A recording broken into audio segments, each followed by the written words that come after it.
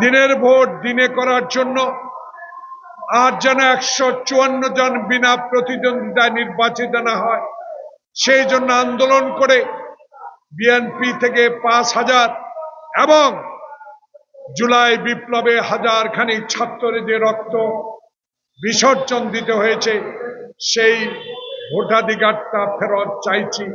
আমরা আপনার কাছে অন্যায় কিছু চাচ্ছি।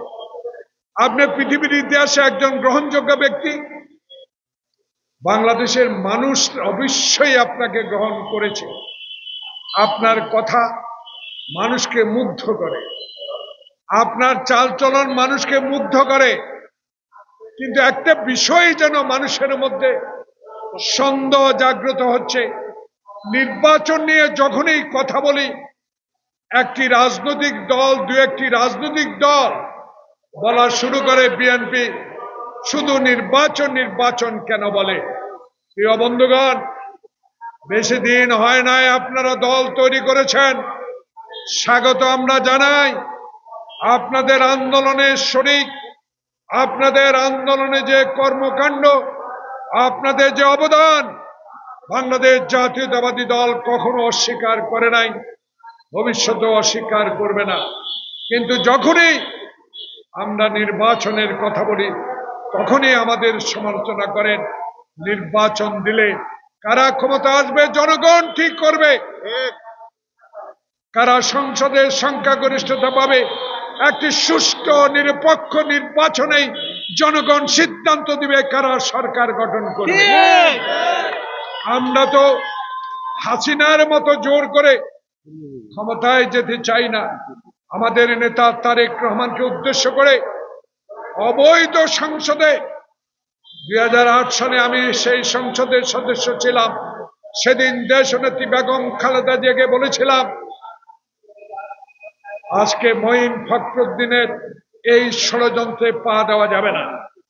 যে মঈন ফখরুদ্দিন বেঈমানি করেছে বাংলাদেশের জনগণের সাথে 3 মাসের কথা বলে, যারা 2 বছর বাংলাদেশে শাসন করে বাংলাদেশের অর্থনীতির মেরুদণ্ড ভেঙে দিয়েছিল, লুটপাট করেছিল, সেদিন বেগম জিয়া বলেছে অন্তত জরুরি আইনটা তো প্রত্যাহার হবে। সেদিন বিশ্বাস করে পার্লামেন্টে গিয়েছিলাম, কয়েকজন সঙ্গী নিয়ে বেগম জিয়া সেদিন তার ভাষণকে কটাক্ষ করেছিল শেখ হাসিনা। বলেছিল তার বাবার দেশ, তার বাবার স্বাধীনতা অর্জন করেছে, তার বাবার দেশে আওয়ামী লীগকে কোনোদিন ক্ষমতা থেকে সরাতে পারবে না। আল্লাহর কি রহমত, 16 বছরে টিকেছিলেন। কিছু হীন ষড়যন্ত্রকারীর মাধ্যমে যারা ক্ষমতাকে টিকিয়ে, নিজের ক্ষমতাকে টিকিয়ে রাখার জন্য শেখ হাসিনাকে সরকারি অর্থ ব্যয় করে আপনাকে সমর্থন করে আপনাকে টিকিয়ে রেখেছে। জনগণের ভোটে আপনি কোনোদিনও বাংলাদেশের প্রধানমন্ত্রী হন নাই। তারা নাকি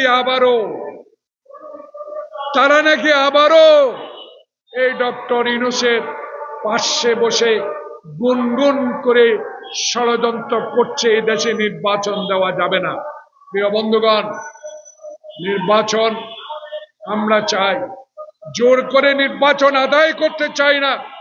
জনগণ যদি মনে করে নির্বাচন বিলম্বিত হচ্ছে, জনগণই রাস্তায় নামবে, আমাদেরকে বলতে হবে। ঠিক, তাই অনুরোধ জানাবো, ইতিমধ্যে অনেক পানি গড়াচ্ছে, অনেক খবর দেখতে পাচ্ছি, অনেক ইতিহাস সৃষ্টি হচ্ছে।